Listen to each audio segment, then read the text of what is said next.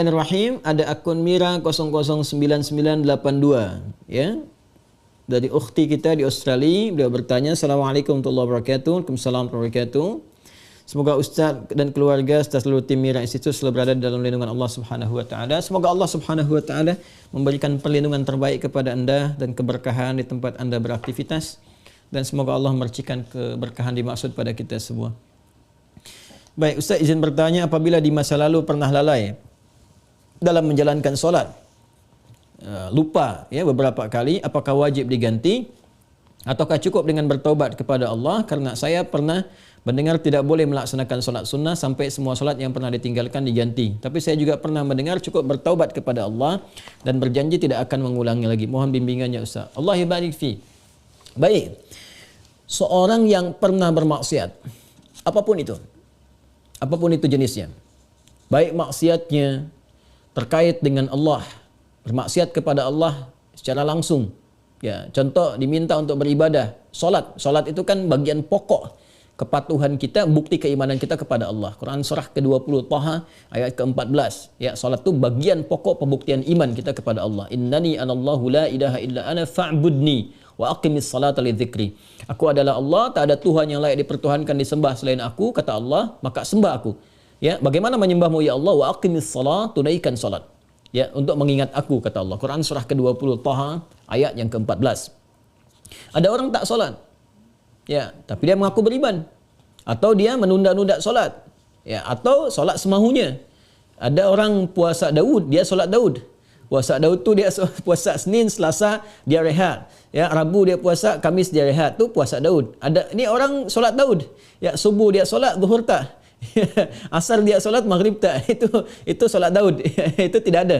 Ya, dia melakukan itu, dia maksiat pada Allah. Maksiat dalam hal ibadah. Ada maksiat hakun adami, ya, maksiat yang terjadi dari anggota-anggota tubuh pada soalan-soalan yang memang dilarang oleh Allah. Ya, lisan cakap yang baik, dia bercakap tak baik, dia mencela orang lain. Padahal Allah mengatakan, ya ayyuhalladzina amanu la yaskhar qaumin qaum. Hai orang-orang beriman, jangan saling mencela. Quran surah 49 ayat 11, ya. Dia mencela, dia bermaksiat. Semua jenis maksiat ni, baik terkait hubungan dengan Allah ibadah atau terkait dengan interaksi sosial dalam kemanusiaan, muamalah, itu cara mengobatinya untuk kembali pada jalur yang benar. Cara pertama adalah dengan bertobat. Quran surah keempat An-Nisa ayat 17. Quran surah keempat An-Nisa ayat 17. Innamat taubatu 'ala Allahi lilladzina ya'maluna as-su'a bijahalatin thumma yatubuna min qarib. Sungguh taubat yang diterima oleh Allah itu subhanahu wa ta'ala, taubat yang diterima oleh Allah itu subhanahu wa ta'ala adalah taubat dari perbuatan buruk, su.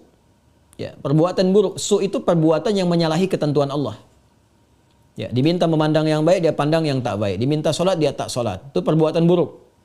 Dan sumbernya dari nafsu yang digoda oleh setan.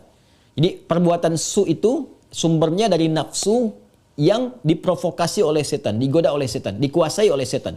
Itu ada di Quran surah ke-12 Yusuf ayat 53. Wa ma ubarri'un nafsi innan nafsa la'ammaratun bis-su illa ma rahima rabbi.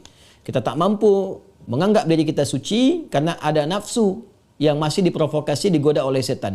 Orang yang mengikuti godaan-godaan setan itu, was-was setan itu, maka nanti jiwanya akan mengikuti perintah setan, mengajak pada keburukan. Itu yang disebut dengan ammarah bisu namanya.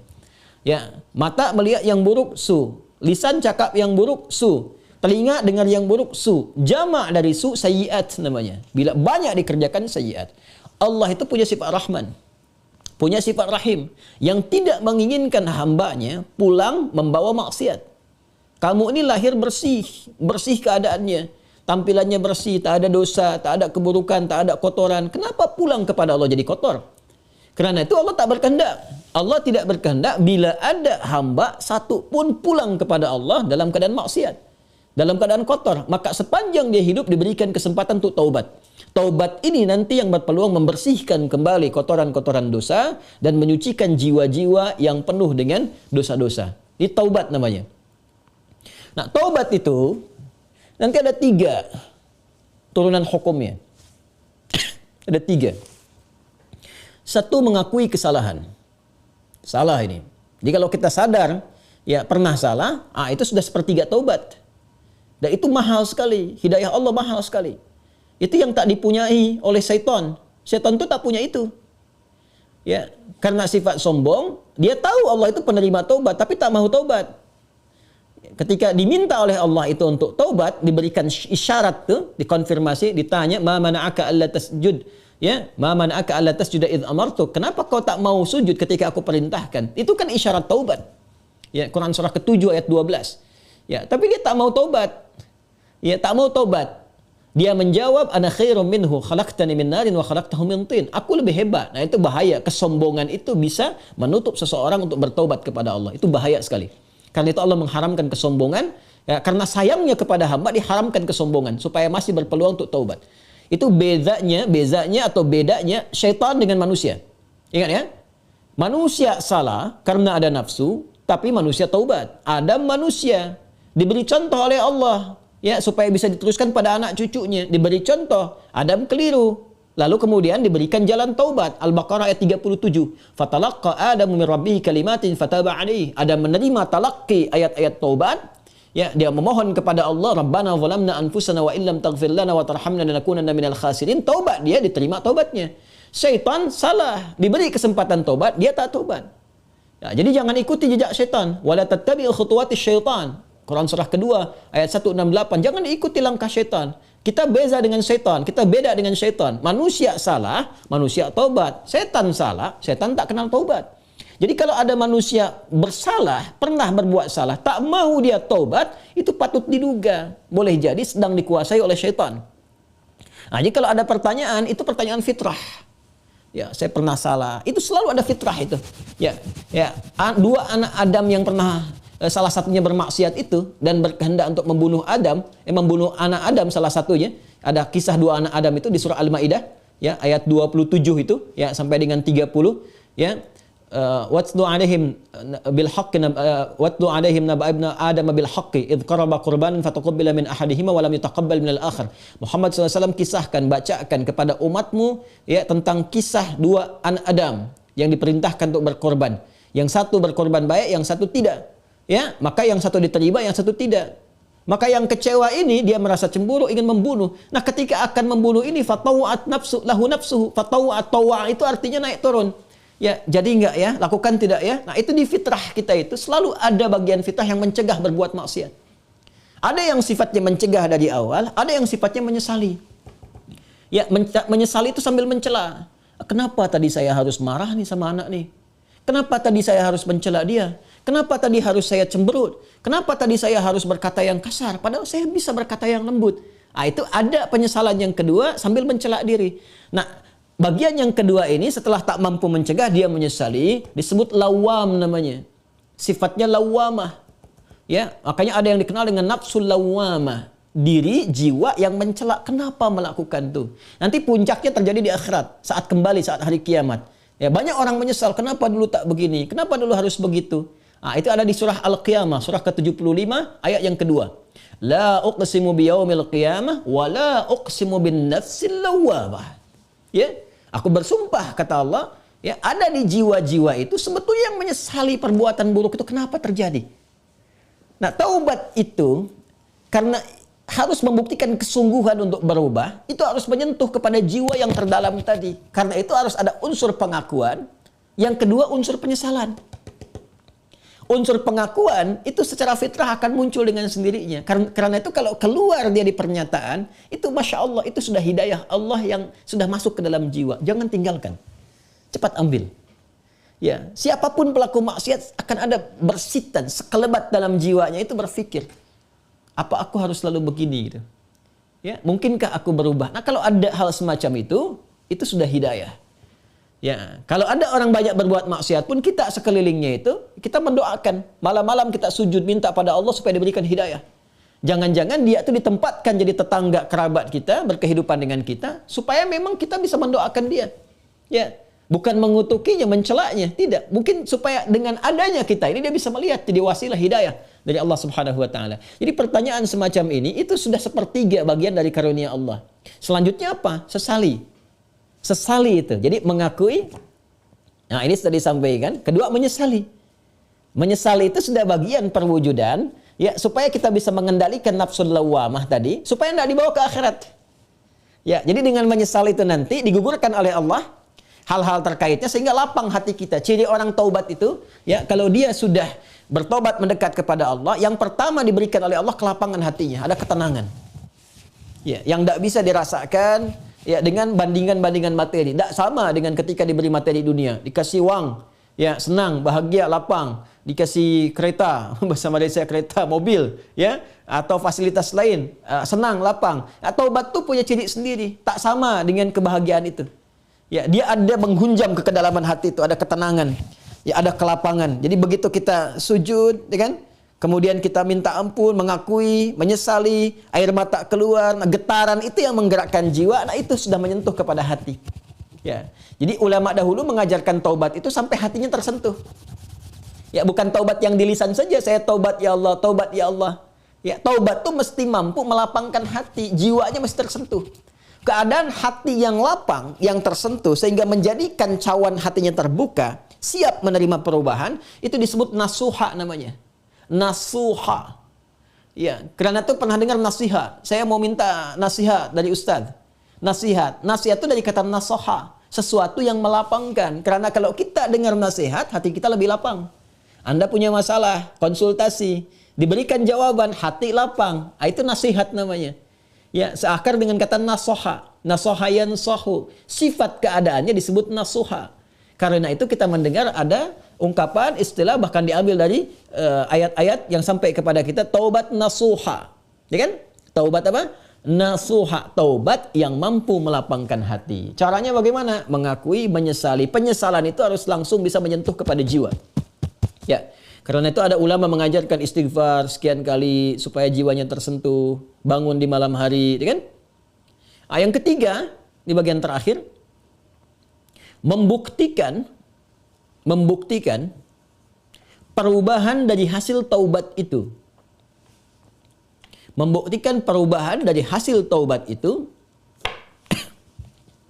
dengan beramal soleh. Dengan beramal saleh. Jadi kalau saya bisa ilustrasikan seperti ini. Bismillah. Ini salah. Perbuatannya disebut dengan su. Ya, dengan segala turunannya. Mata salah, telinga salah, lisan salah sampai ke kaki, itu perbuatan su. Jamaknya sayyiat. Ya, tadi Quran surah ke-4 An-Nisa ayat 17 yang menggunakan su. 18-nya sayyiat. Ayat 17, innamat taubatu 'ala Allahi lilladzina ya'maluna su'a bijahalatin. Ayat 18-nya, wa laysatit taubatu lilladzina ya'maluna sayyiat. Ya, dan seterusnya ayat. Ini yang jelek, saya silang. Lawan dari ini namanya salih. Jamaknya salihat. Wal 'asr innal insana lafi khusr illa alladhina amanu wa 'amilus shalihat. Ya, man amana wa 'amila amalan shaliha. Ini tunggal, ini bentuk jamaknya. Taubat adalah jembatan yang mengalihkan perbuatan buruk ini kepada amal saleh ke sini. Tadi diawali dengan mengakui, ya Allah, salah nih. Nah, biasanya Allah bantu dengan hidayah, ada pengakuan itu. Ya, ada pengakuan dalam diri kita, mengakui kita berdosa, mengakui kita keliru, kan? Diberi jalan oleh Allah, diberikan sentuhan. Nah, ini anugerah yang pertama nih. Karena itu kalau ada diberikan ini, tadi saya katakan itu sepertiga dari anugerah. Sambut dengan penyesalan, menyesali. Menyesal ini tak hanya mengatakan, kita katakan saya menyesal ya Allah, tak. Sampai merasakan di hati itu kelapangan. Itu disebut nasuha. Taubat nasuha, taubat yang melapangkan kepada jiwa, kepada hati. Ya, sampai merasa tenang, enak, kan? Mampu membezakan antara ini keliru, ini benar, kan? Kita menyesal, air mata keluar. Makanya Nabi pernah menyampaikan dalam kondisi seseorang itu, Masya Allah, kan? Dia dalam keadaan sunyi, sendiri, lalu menetes air matanya karena merasa berdosa, ya. Menyesal dia, menetes air mata dalam kesendirian karena merasakan penyesalan dari dosa. Seketika Allah turunkan ampunan untuknya. Ya, itu banyak riwayat-riwayat yang sahih. Yang ketiga, membuktikan keberhasilan dari taubat ini dengan merubah ini yang yang sayyiat jadi saleh, salihat. Mengganti perbuatan buruk yang salah itu dengan amal yang saleh. Apa kaitan dengan pertanyaan tadi dari saudari kita yang dari Australia tadi? Ya, kaitannya adalah ini bentuknya seperti apa? Apakah harus sama dengan jenis kesalahan yang dilakukan atau berbeda? Yang penting amal soleh saja. Karena ayat-ayat Quran yang mengiringi ini sifatnya memberikan kata umum. Ya, faman taba wa aslaha. Siapa yang tobat wa aslaha. Kemudian dia memperbaiki diri. Aslaha itu kan berubah menjadi soleh. Aslaha yuslihu. Aslaha. Itu banyak ayat di Al-Quran tuh. Mentaba wa aslaha. Taba wa aslaha. Dia tobat lalu dia buktikan ingin berubah jadi soleh. Memperbaiki diri. Ya, karena katanya masih umum sifatnya, karena itu terbuka untuk bisa mengerjakan berbagai hal. Yang penting ada pembuktian. Jadi yang dituntut dari taubat itu sifatnya pembuktian saya berubah. Ya, pembuktian saya berubah. Itu intinya. Ya, jadi ketika sampai di level kedua ini pun ampunan turun. Tapi untuk membuktikan bahwa kita sudah meraih ampunan itu, kita buktikan dengan merubah diri. Berubah dari sini, bertransformasi, berpindah ke sini. Bagaimana caranya? Buktikan. Disinilah kemudian para ulama membimbing kita. Ya, ada pendapat misalnya yang mengatakan kalau jenis yang ditinggalkan perbuatan sayyiatnya atau maksiatnya ya terkait dengan ibadah kepada Allah, pernah meninggalkan salat, ya kan? Maka bagaimana cara memperbaikinya? Ganti, perbaiki salat ini. Ya. Dari yang pernah kemudian ditinggalkan, maka ada yang berpendapat dengan qadha salat ketika ingat dikiaskan. Ya. Maka di waktu-waktu tertentu, ya saat yang bersamaan, misal setelah salat zuhur ditunaikan, zuhur selesai ditunaikan, ya maka yang lain ada salat sunnah, dia mencoba untuk mengganti dahulu yang terdahulu, yang pernah dia rasakan tertinggal, dia niatkan untuk mengganti. Ya, ini di mazhab Syafi'i sangat populer. Ya, maka dia salat kemudian untuk dia niatkan mengganti yang terdahulu. Begitu masuk kemudian waktu maghrib, ba'da maghrib orang sholat sunnah, dia mencoba mengganti yang terdahulu lagi. Ini satu pendapat di antara sekian ragam. Ya. Ada kedua yang berpendapat, tak dibatasi dengan sholat ini saja. Ketika dia tobat, diterima tobatnya, diampuni. Kalau sudah ampun, turun, ampunan Allah turun, diampuni, ya gugur yang kemarin itu, selesai. Tinggal dia buktikan memperbaiki. Bagaimana cara memperbaikinya? Ya, sesuai dengan keadaan dia yang baru. Kalau dia sudah kerjakan sholat zuhur, ya sudah, selesai sholatnya. Mengganti yang dulu-dulu, perbanyak amalan yang lainnya dengan sholat sunnah. Dia kejar qabliyah zuhurnya, dia kejar ba'diyah zuhurnya, untuk membuktikan kepada Allah bahwa dia telah sungguh-sungguh berubah. Ya, ini hanya ragam saja bagaimana kita kemudian bisa memilih di antara ini, dan semua punya jalurnya yang dapat dipertanggungjawabkan secara syariat. Ya, jadi dipersilahkan Anda nyamannya mau yang mana yang dikerjakan, tapi hanya ingin menunjukkan ini ada perubahan dalam diri kita. Jadi boleh Anda perbanyak amalan-amalan sunnah, ya ada yang berpendapat, ambil karena umum sifatnya, tidak ada spesifik menekankan kepada Anda. Ya harus mengganti yang terdahulu misalnya dengan kerjakan yang fardu lagi, nggak ada yang spesifik begitu. Karena itu tafsirannya luas. Ya kaidah berkata sepanjang umum tidak ada takhsis, maka jangan ditaksis. Jangan dikhususkan pada amalan tertentu. Jadi ambil yang paling ringan. Ya kalau misalnya Anda ingin coba ganti dengan mengganti menggunakan yang sunnah, silahkan, babnya luas. Perbanyak ibadah sunnahnya, bangun malam tahajud, buktikan dalam kebaikan dan seterusnya. Dan semoga dengan itu Allah Subhanahu wa taala ya memberikan ampunan kepada kita sampai kita kembali kepada Allah dalam kebaikan. Ini babnya.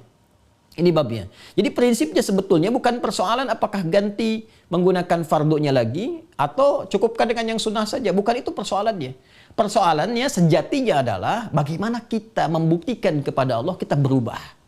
Dan babnya luas. Ya. Jadi kalau Anda kemudian ingin memperbanyak yang sunnah, silahkan. Perbanyak sunnahnya, tunjukkan merubah. Sedangkan yang kemarin sudah kita mohonkan kepada Allah, minta diampuni, terampuni. Ya Allah berikan kepada kita diampuni dan seterusnya. Ya, jadi kalau Anda ingin pilih kemudian untuk mengulang kembali dikiaskan sholat di saat ingatnya. Ya, orang lupa saat ingatnya, pada waktu ingatnya dia itu sholat. Ya orang tertidur bangun, saat bangunnya dia itu salat. Misalnya ada orang tidur dari subuh, kemudian dari sebelum subuh dia tidur, bangun-bangun dia jam 10 misalnya kan. ya baru ingat dia belum sholat subuh, maka saat ingatnya itu dia kemudian menunaikan sholatnya. Nah, ini dikiaskan kepada keadaan seperti itu, ya kemudian dia tunaikan. Adapun orang-orang yang kemudian dia ingin memilih, saya ingin perbanyak yang sunnahnya saja, tak ada masalah, ya tak ada masalah. Ya, jadi silahkan perbanyak sholat sunnahnya, dan tidak ada satupun dalil yang spesifik mengatakan dilarang menunaikan sholat sunnah sebelum yang fardunya tercukupi dahulu. Kita pun tak tahu berapa fardu yang sudah tertinggal. Bagaimana mencukupinya?